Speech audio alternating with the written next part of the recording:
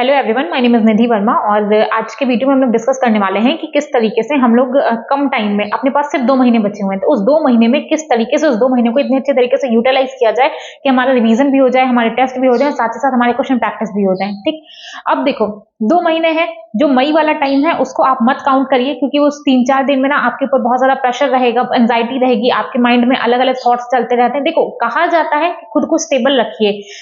Practically ये चीज possible नहीं होती है उस टाइम ड्यूरेशन में जब आपके एग्जाम को सिर्फ 1 या 2 दिन रहता है, क्योंकि बेटा आपकी पूरी मेहनत रहती है। ठीक, आपको पूरे साल आपने क्या किया है, कई सारे ऐसे बच्चे होंगे जो 2 साल का ड्रॉप लिए होंगे, 3 साल का ड्रॉप लिए होंगे, तो बहुत सारा प्रेशर रहता है, तो उनको डर लगा रहता है कहीं ना कहीं कि अगर मेरा नहीं हुआ तो क्या होगा।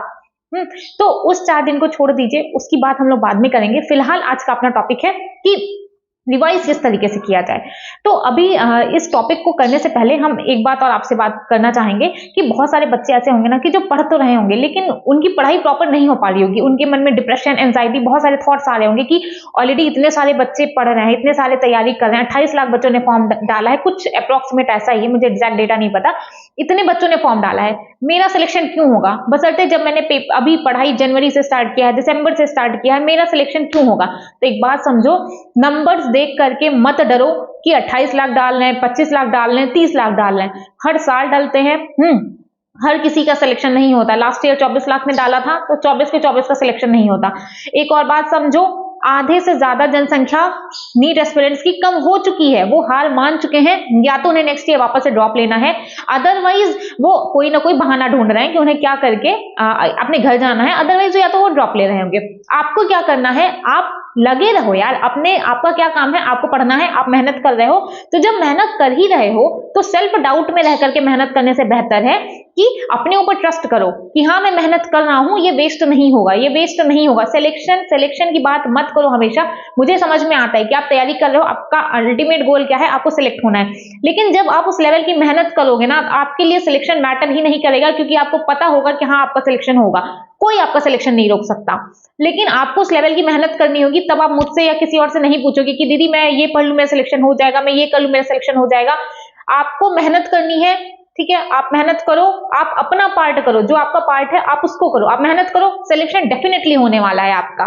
ठीक है, अब अगर बात करें कि जो हमारा टॉपिक है रिवाइज किस तरीके से किया जाए, तो मैंने पहले भी बताया है कि बायोलॉजी आप एक सिंगल चैप्टर नहीं छोड़ सकते, है ना। बायोलॉजी में आप कुछ नहीं छोड़ सकते। अगर 32 के 32 चैप्टर हैं तो आपको 32 के 32 चैप्टर करने हैं और कंप्लीट करके जाना है। टारगेट करो कि आपको 90 सवाल आता है तो आपको 90 का 90 सवाल करना है। लेकिन मान लो आपका 2-3 सवाल, अब बहुत कम टाइम बचा हुआ है, 90 सवाल सही करना पॉसिबल, प्रैक्टिकली थोड़ा सा टफ है। मैं अभी भी नहीं कहूंगी कि इम्पॉसिबल है, क्योंकि 32 चैप्टर यार, 32 चैप्टर है, और बायोलॉजी बायो के स्टूडेंट्स का सबसे फेवरेट सब्जेक्ट होता है, वहीं मैथ्स के स्टूडेंट का मैथ्स फेवरेट नहीं होता, उनका फिजिक्स फेवरेट है, लेकिन आप लोग का तो बायोलॉजी ही फेवरेट होता है ना। इजी होता है, अच्छे से समझ में आ जाता है, क्वेश्चन इजीली हो जाते हैं, क्वेश्चन करने में टाइम नहीं लगता, हर एक प्लस पॉइंट है। तो टारगेट करो कि आपको 85 सवाल सही हो किसी भी हालत में। बायो में क्या करना है आपको, एनसीईआरटी पढ़ो। अगर आप वो हो जिसका सिलेबस नहीं कंप्लीट हुआ है, ठीक है, तो भी आप वन शॉट लगाओ। अगर आप वो हो जिसका सिलेबस कंप्लीट हो चुका है तो भी आप एनसीईआरटी पढ़ो। जो वन शॉट लगा रहे हैं आप वन शॉट करो, उसके तुरंत बाद एनसीईआरटी पढ़ो। एनसीईआरटी पढ़े, दोनों सेम पे आ गए, आपको एनसीईआरटी पढ़ना है, ठीक है, और अगर आपको सिलेबस कंप्लीट नहीं है तो आप वन शॉट वीडियो देख लीजिए। एनसीईआरटी पढ़ लिया, अब हर एक चैप्टर के पीवाईक्यूज कर लीजिए, पिछले 5-8 साल के उठा लो, कर लो, कोई दिक्कत नहीं है, इजीली हो जाएगा। और आप इतना करिए, इसके बाद आपको क्या करना है कि किसी भी कोचिंग का आप टेस्ट, जहां कहीं की भी आप टेस्ट देते हो, वहां से क्वेश्चन उठाइए, कम से कम हर एक चैप्टर से 100 सवाल कीजिए, हर चैप्टर से 100 सवाल कीजिए। फिर आप देखिए आपकी बायो कैसे नहीं अच्छी होती। पहले इतना करके तो देखो, पहले ही हवाई पुल बनाते रहते हो कि जो है कि नहीं मेरा बायो नहीं सही है, मेरे को बायो आता ही नहीं, मेरे बायो में 60 सवाल से ऊपर नहीं सही होते।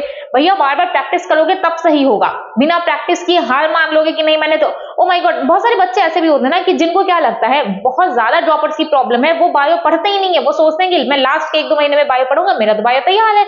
यही उनकी गलती होती है। अगर आप ड्रॉपर हो तो ये मिस्टेक मत करो, बायो करो, 360 नंबर का आता है, 90 क्वेश्चन होता है, सबसे ज्यादा मार्क्स आपके, सबसे इजीली आप वहीं के मार्क्स ले सकते हो बायोलॉजी के, तो बायो के मार्क्स 90 है, क्वेश्चन है, तो एटलीस्ट 85 पे जाके अटको, 85 से कम पे बात नहीं चलने वाली। ये हो गई बायो की बात। आपको क्या करना है, एनसीईआरटी पढ़ना है और पीवाईक्यूज करने हैं, और साथ ही साथ हर एक चैप्टर से एटलीस्ट 100 क्वेश्चन करना है, बार बार एनसीईआरटी पढ़ो। नेक्स्ट अगर बात करेंगे तो अब हम लोग बात करेंगे ऑर्गेनिक केमिस्ट्री की। ऑर्गेनिक केमिस्ट्री में ऑर्गेनिक केमिस्ट्री में आपको क्या करना है कि ऑर्गेनिक केमिस्ट्री में जो क्लासरूम का नोट्स है उसको रिवाइज करिए, हाईलाइट करिए पॉइंट्स को, मे बी आप अभी तक आप लोगों ने हाईलाइट किया होगा तो उसको हाईलाइट करिए, जो भी रिएक्शंस है उसको हाईलाइट करिए, और साथ ही साथ जो भी एक्सेप्शंस दिए गए हैं, नेम रिएक्शंस दिए गए हैं, उन सबको एक बार अच्छे तरीके से करिए। और साथ ही साथ पुराने साल के पेपर लगाइए। अब पुराने साल के पेपर यहाँ पे भी क्यों लगाना है, तो यहाँ पे इसलिए लगाना है आपको क्वेश्चन का लैंग्वेज समझ में आएगा। बहुत बच्चे होते हैं बेटा कि जो पढ़े होते हैं उनका ऑर्गेनिक अच्छा होता है, वो जीओसी 1 करके बैठे हैं, हाइड्रोकार्बन पूरा उनकी ऑर्गेनिक कंप्लीट है, लेकिन रिवीजन नहीं हुआ, क्वेश्चन की लैंग्वेज समझ में नहीं आई, कौन से रिएक्शन पूछ लिया, क्योंकि ऑर्गेनिक में क्या होता है ना, कई सारे रिएक्शंस को मर्ज कर लेता है, तब जाके वो एक रिएक्शन बना देगा और वहां से आपका सवाल आ जाएगा। तो इसलिए आपका पीवाईक्यू करना जरूरी है ताकि आपको क्वेश्चन की लैंग्वेज समझ में आए और आप बेटर परफॉर्म कर सको। ये हो गई बात आपके ऑर्गेनिक केमिस्ट्री की।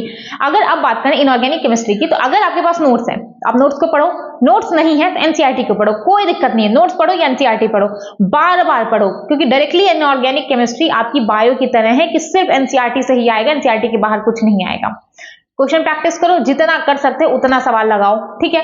जैसे बायो का टाइम आपका सेट है ना कि हाँ बायो में याद करना है, उसी तरीके से अपना इनऑर्गेनिक का टाइम सेट करो कि हाँ ज्यादा से ज्यादा आपको याद करना है। बात करेंगे फिजिकल केमिस्ट्री और फिजिक्स की, दोनों के एक साथ लेके चलना। आपको क्या करना है, क्लासरूम के क्वेश्चंस को बिल्कुल भी मत छोड़िएगा, क्योंकि जो भी टीचर आपके फिजिकल केमिस्ट्री के होंगे या फिर फिजिक्स के होंगे, वो जो क्लासरूम क्वेश्चंस बनाते हैं ना, वो बहुत अच्छे क्वेश्चंस होते हैं और 2-3 तरीके की वो सारी लैंग्वेज को कवर करने का ट्राई करते हैं। जिस भी लैंग्वेज में आपके क्वेश्चन में पेपर में आपके क्वेश्चंस पूछे जाते हैं, वो सारी लैंग्वेज को कवर करने का ट्राई करते हैं। इसलिए फिजिक्स और फिजिकल केमिस्ट्री में क्लासरूम के नोट्स को जरूर रिवाइज करके जाइएगा।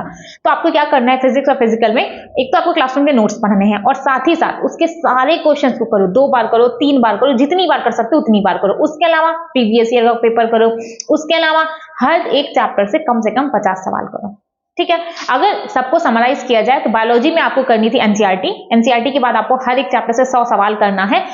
प्रीवियस ईयर का पेपर हर एक सब्जेक्ट में करना है, आप किसी में स्किप नहीं कर सकते। आपका फिजिक्स हो, बायोलॉजी हो, आपका इनऑर्गेनिक हो, ऑर्गेनिक हो, किसी भी में आप प्रीवियस ईयर के क्वेश्चंस को स्किप नहीं कर सकते।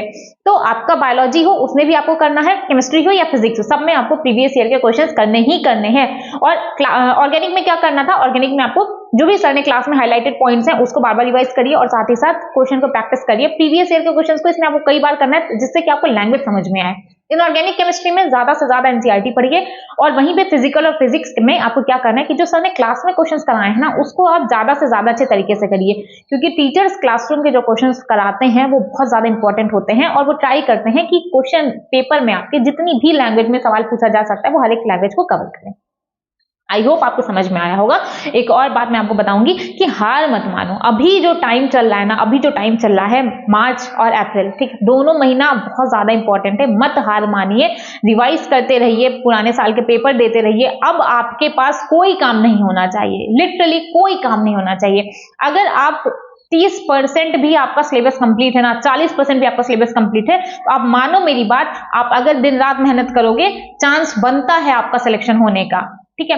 मे बी पॉसिबिलिटी है आपका सिलेक्शन हो जाएगा, लेकिन अगर आप एकदम ही जीरो पे हो, आपने पूरे साल किताब तक नहीं खोली, तो भैया मैं नहीं होती कोई कहने वाली कि अब भी आप पढ़ो आपका सिलेक्शन हो सकता है। सिर्फ और सिर्फ एक झूठ है, और नहीं, झूठ नहीं बोला जा सकता। उससे क्या होगा, आप अंधेरे में रहोगे। तब क्या होता है, आप पढ़ोगे भी नहीं, है ना, आप बार बार दूसरों के वीडियोस देखते रहोगे, क्या 2 महीने में मेरा सिलेक्शन पॉसिबल है। बेहतर क्या है, अगर आपने कुछ भी पढ़ रखा है, 30% पढ़ रखा है, 40% पढ़ रखा है, 50% पढ़ रखा है, अपनी पढ़ाई को मत रोकिए ये सोच करके कि अब मेरा नहीं हो सकता। आपको कैसे पता कि अब आपका नहीं हो सकता? आपने अभी तक नहीं पढ़ाई की, इट्स ओके, अब पढ़ के देख लो, क्या पता हो जाए, क्या पता अच्छा रिजल्ट आ जाए, क्या पता सेटिस्फाइड हो जाओ आप अपने मार्क्स से, क्या पता जहां पे आपके 100 नंबर आ रहे थे वहां पे अब आपके 500 नंबर आ जाएं, ठीक है। बहुत सारे बच्चे ऐसे होंगे, आप मानो मेरी बात, जिनका सिलेक्शन नहीं होने वाला इस बार, लेकिन बहुत अच्छे मार्क्स लेकर के आएंगे और एटलीस्ट वो सेटिस्फाइड होंगे कि उन्होंने अपना पूरा साल वेस्ट नहीं किया, है ना। तो पढ़ाई करो, पढ़ाई के अलावा, हार्डवर्क के अलावा कोई और अल्टरनेटिव नहीं है। सपना आपका है, मेहनत आपको करनी है, अच्छे तरीके से पढ़ाई करते रहिएगा। और अगर आपका कोई भी डाउट आता है तो आप मेरे को कमेंट में जाकर के बोलिए, अदरवाइज टेलीग्राम का लिंक आपको डिस्क्रिप्शन में मिल जाएगा, आप वहां पे भी जाके मुझे मैसेज कर सकते हैं। पढ़ाई के रिगार्डिंग आपको जितनी भी हेल्प चाहिए वो आपको ईपीटी नीट से मिलेगी, हर एक तरीके से मिलेगी आपको। बाकी अगर आपको वीडियो हेल्पफुल लगे तो प्लीज चैनल को सब्सक्राइब कर दीजिएगा और वीडियो को लाइक कर दीजिएगा। Thank you.